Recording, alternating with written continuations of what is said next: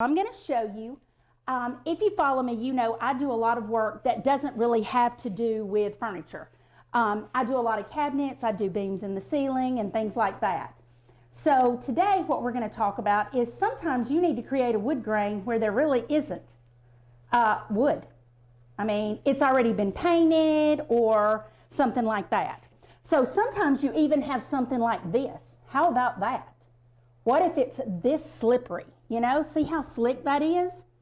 All right, so sometimes you're trying to create wood grain on something that's been painted or something that's a laminate. And I mean, look at that. How do you create a wood grain on that? So that's what we're going to talk about tonight. Because whether it's like this, whether it's like this, whether it's like the first piece that I showed you, it's really a simple process. A lot of people feel intimidated about it. And I'm going to explain to you the difference on if you're doing it on a piece of furniture down where you can see it, or if you're doing it up in the ceiling. You need to think about the differences. So that's what we're going to talk about tonight. How to create the wood grain almost anywhere. All right, so this is my board, and you can see it is not even pretending to be wood, okay? This is basically glorified cardboard.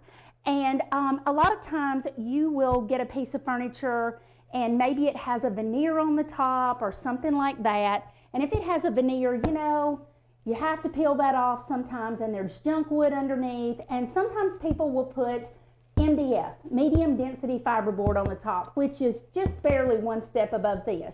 So if you have something like that, I'm going to show you what we're going to do. All right, this side of the board I have already base coated. But before I base coated it, I wanted to make sure that it was ready for what I have planned for it. So I take out my rad pads and I take out the gray one, which is the medium one, and I get every one of the imperfections that I can. And then I go up through them, and the last one I use is this super fine rad pad and get it nice and smooth. All right, once I've done that, that's where this board is. I've already done all of my little sanding, and I've already base coated it with Dixie Belle's French linen. Okay? Dixie Belle's French linen is what I call a graige.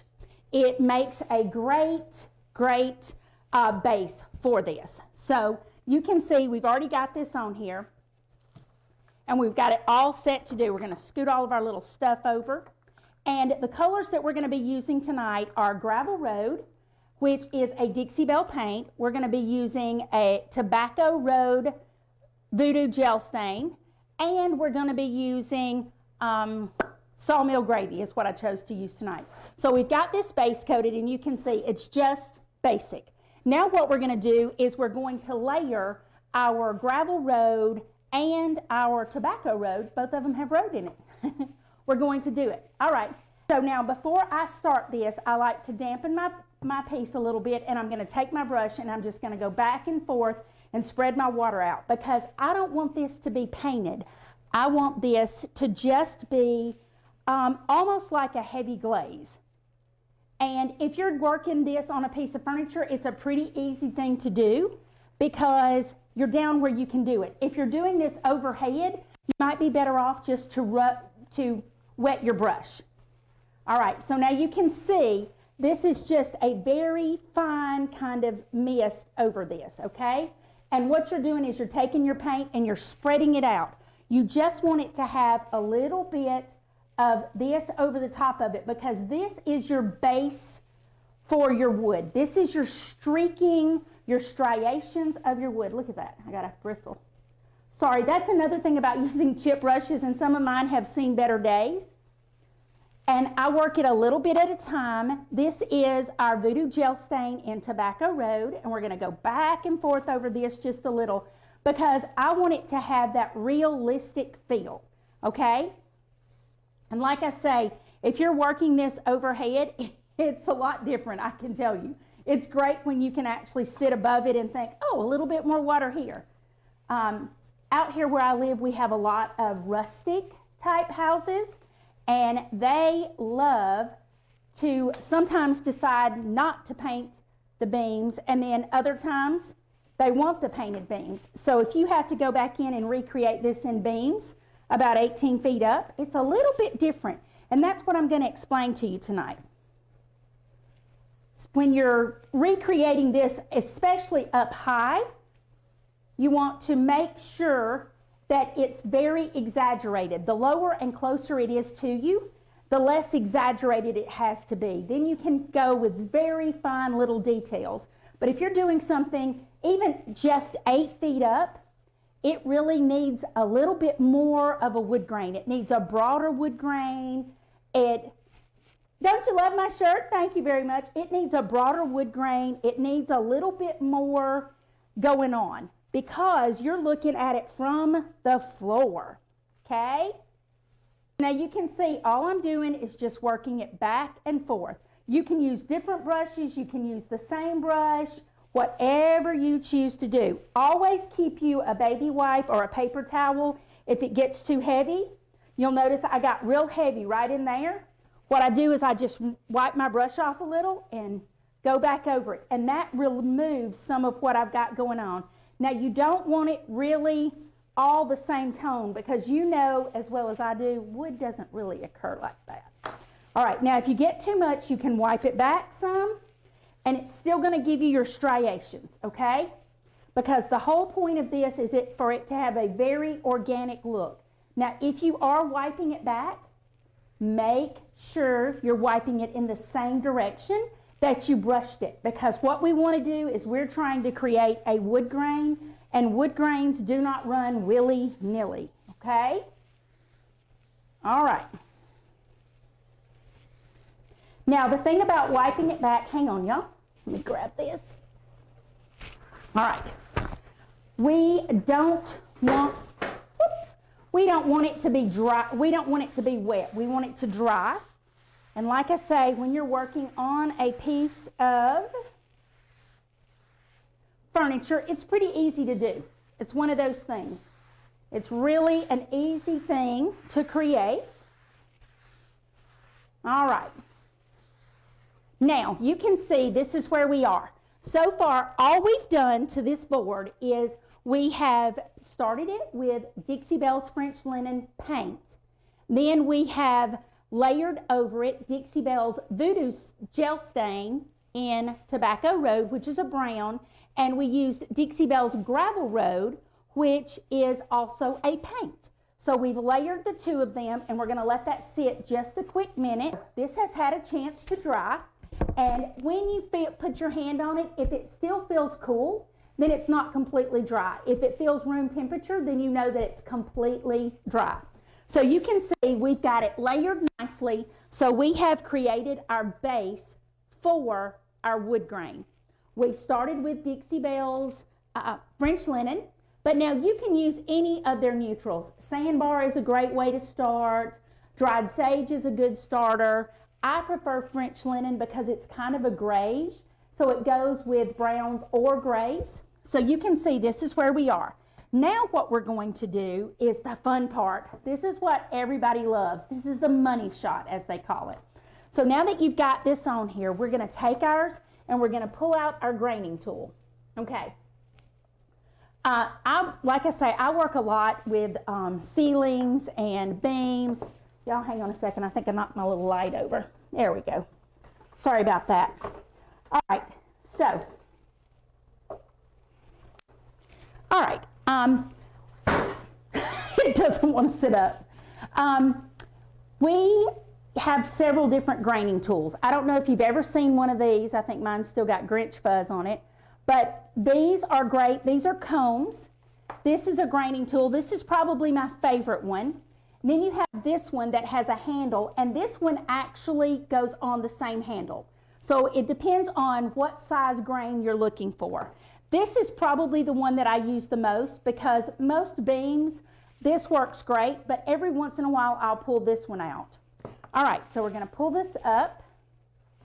Hang on, we're going to try to sit this back up because I can't stand that light sitting up.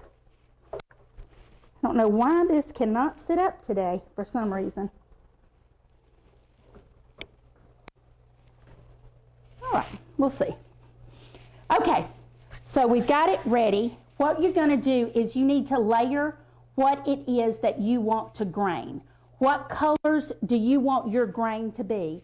If you've got this as your base, then it needs to be either darker or lighter than this. It doesn't need to stay in this tone.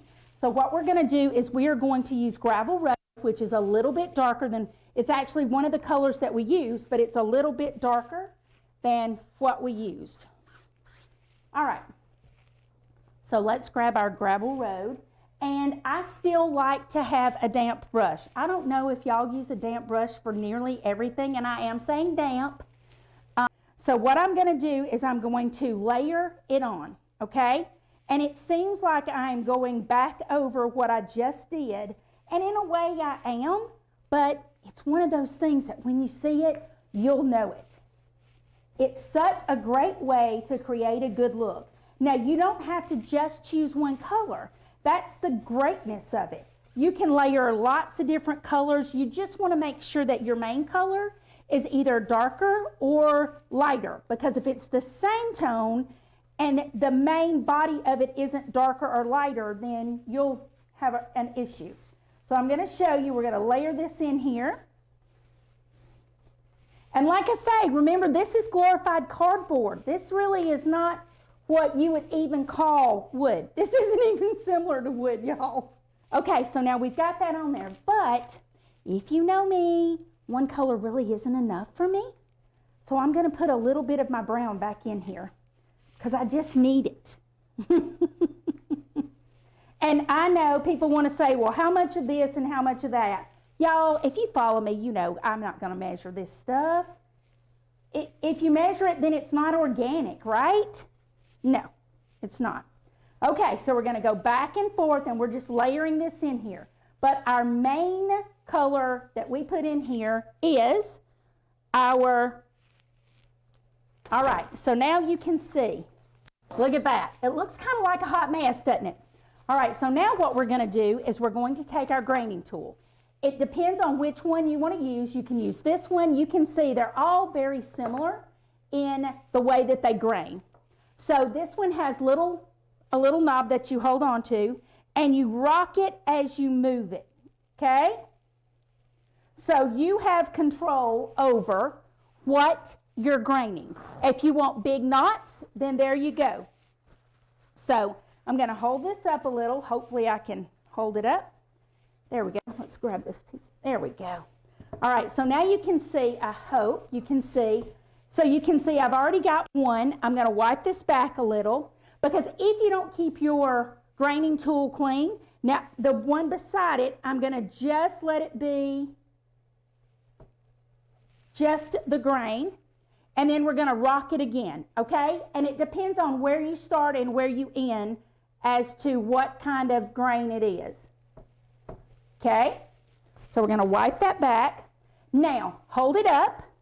And is that the grain that you were looking for? Sometimes when you do it the first time, you look at it and you're like, oh, well, not really. Okay, if not really is your answer, then do this.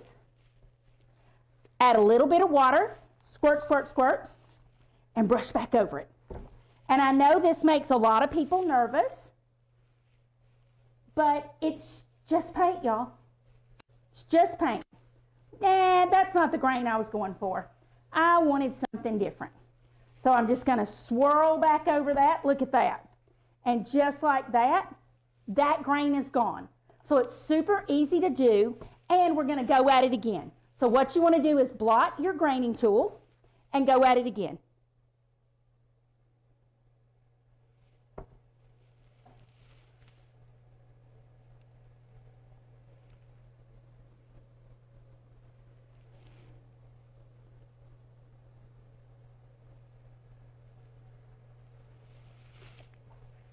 And I can tell you, I don't like that. I'm used to standing up to do this. So, we're going to do it again. I'm used to either standing up or laying on my back to do this. If I'm doing it above my head, I have to lay on my back to do this.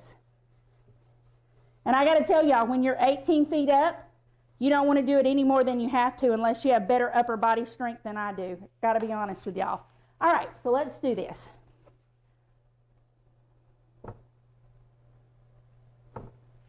Okay, now we're going to add the second one.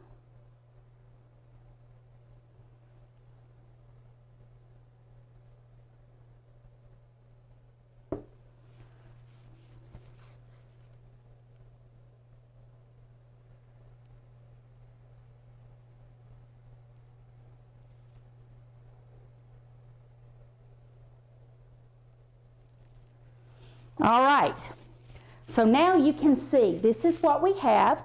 We have our beautiful wood grain, and what we're going to do is we're going to dry this up a little because it still doesn't really look like wood yet. Be patient.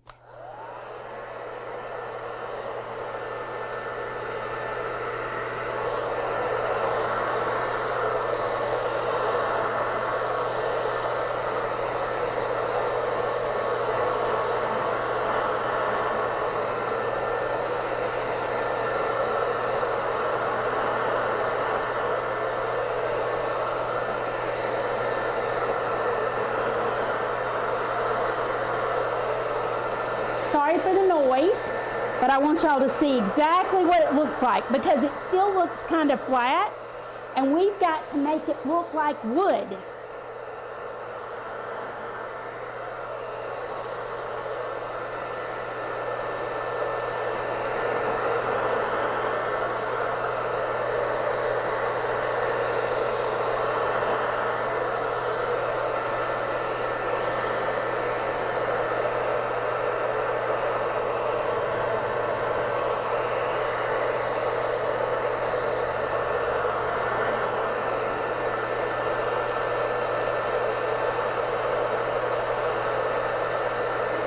Almost there. Got to get that dry so we can do what else needs to be done. All right, so now you can see this is what we have. And I know a lot of people look at this and they think this is a good wood grain, but this is not a good wood grain to me. It still looks a little flat. And now that's what I want to remind you. If you're working on beams, which is what I work on a lot, you want it to be very exaggerated. You need big knot holes, you need big grain and everything. If you're working on a smaller piece of furniture, you would probably want to do something more like this. If you're working on something larger, you may want to do something like this and have wider planks. But to me, this is still kind of flat. And this kind of gives me a look, but not the look. And so that's when I pull out my sawmill gravy. Because if you've ever worked with wood before, which I do every day, you know that wood has light places in it. So I have to go back over my pieces with this, and I have created a wood grain. So I have actually created texture on this piece that is going to catch my edges of this.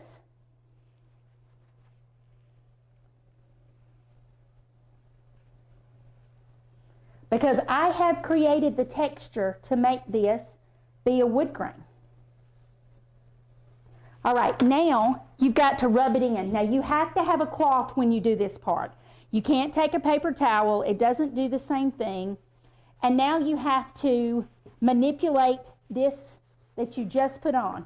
You want to make it part of what you just put on. That's why I tell you it has to be dry. It cannot be wet. It has to be dry for this part because you've got to make sure that this will smooth in.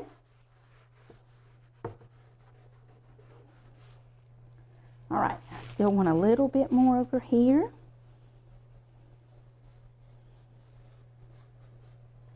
Little touch more.